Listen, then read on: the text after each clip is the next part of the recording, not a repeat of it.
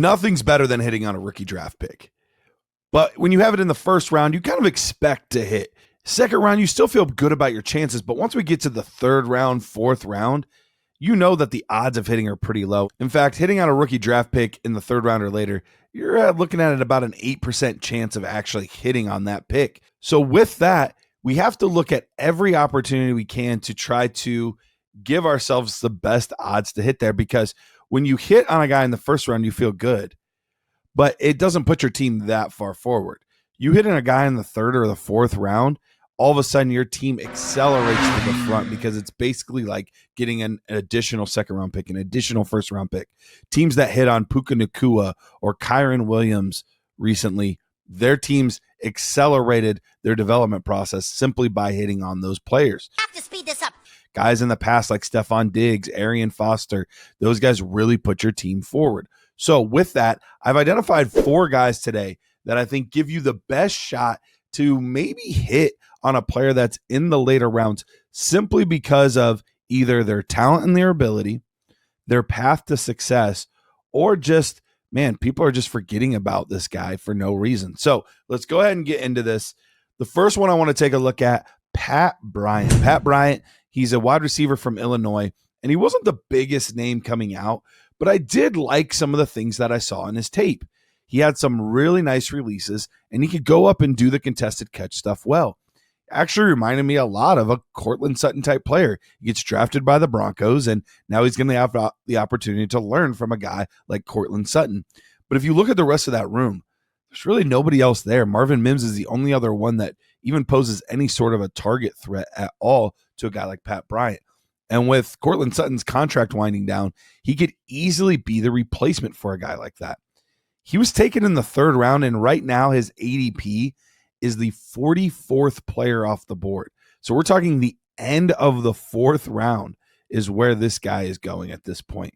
I think that is fantastic value. There have been times I've taken him late in the third just to make sure I get him, but I've also seen drafts where he's fallen even into the fifth round of your rookie draft. So Pat Bryant, he's got the skill set. The draft capital is there. Taking a third round guy that late is fantastic value. So I'm definitely in on Pat Bryant. Next player I think is an under the radar guy that, could end up being a nice sleeper, and that's Woody Marks. Woody Marks, I don't love his between the tackle skill set, but I love his pass catching ability and things he can do in the open field with the football.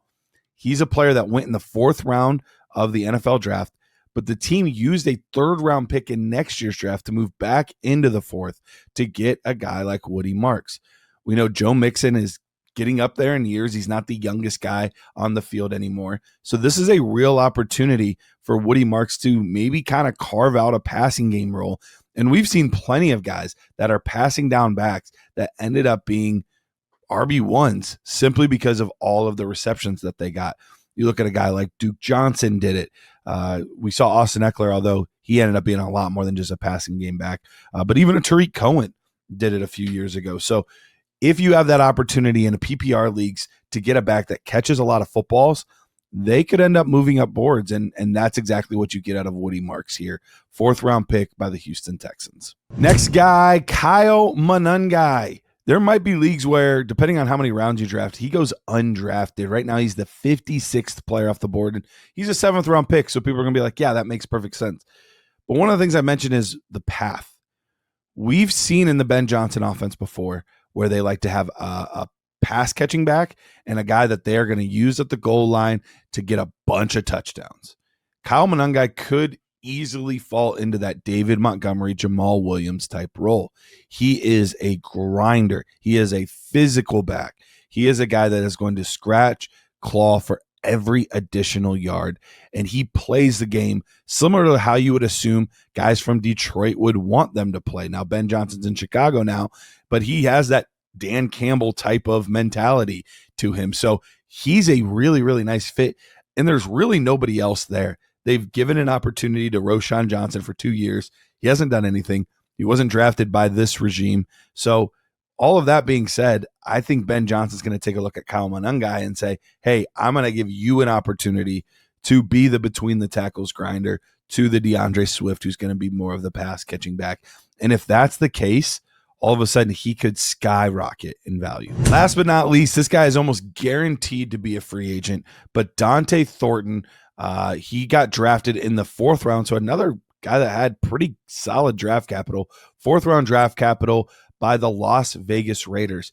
This guy didn't do everything great on tape, but the things that he did really well. He is a field stretcher. He can make some really, really big plays. He is super fast, and he's got the size that you would want, especially in best ball. I'm extremely interested in this guy, but even in regular leagues right now, the Raiders are one of the most wide open wide receiver rooms. And that's one of the things that you look for is what's their path to success. Right now, there's just not a lot there with the Raiders. Brock Bowers is always going to be the lead guy, but Jacoby Myers, who knows how long he's going to be there?